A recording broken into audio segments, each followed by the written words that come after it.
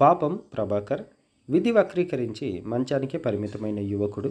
అతను ఉన్నత చదువులు చదివాడు, పోలీస్ కావాలని కలలు కన్నాడు. ప్రాథమిక పరీక్షలు పాస్ అయి రాత పరీక్షకు సిద్ధమవుతున్న సమయంలో విధి వక్రీకరించింది.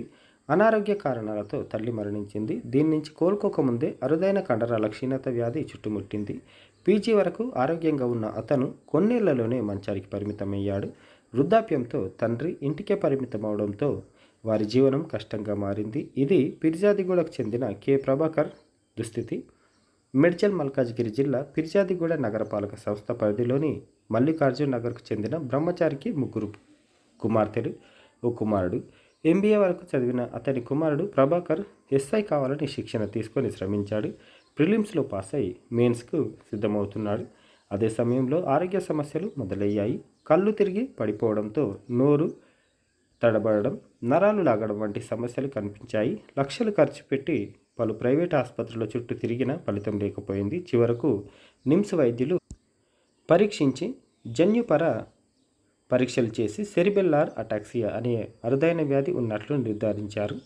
వివాహం చేసుకోవద్దని ప్రభాకర్కు ముందుగానే వైద్యులు సూచించారు. అటాక్సియాకు ఖచ్చితమైన చికిత్స లేకపోవడంతో వైద్యుల సూచన మేరకు ఫిజియోథెరపీ చేయించసాగాడు.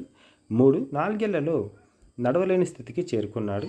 వడ్రంగి పనిచేసే తండ్రి బ్రహ్మచారి అతడిని చిన్నపిల్లాడిలా చూసుకుంటూ కుమారుడికి అన్ని సేవలు చేస్తున్నాడు. ప్రస్తుతం ఆయనకు వయసు పైబడడంతో ఆరోగ్యం సహకరించడం లేదు. పనికి దూరం కావడంతో జీవనం కష్టంగా మారింది. ఫిజియోథెరపీ, ఔషధాలు, అద్దె కోసం, రెంట్ కోసం నెలకు భారీగా ఖర్చు అవుతుంది. కుమార్తెలు వీరి బాగోగులు చూసుకుంటున్నారు. దివ్యాంగుల పెన్షన్ కోసం పలుమార్లు దరఖాస్తు చేసుకున్న 2 ఏళ్లైనా మంజూరు కాలేదు. వైద్యం, జీవనం కోసం వారు దాతల సాయం కోరుతున్నారు. దాతలు సంప్రదించాల్సిన ఫోన్ నంబరు 9063438855 9063438855. మానవతా దృక్పథంతో స్పందించి మీకు తోచిన సహాయం చేయగలరని మనవి.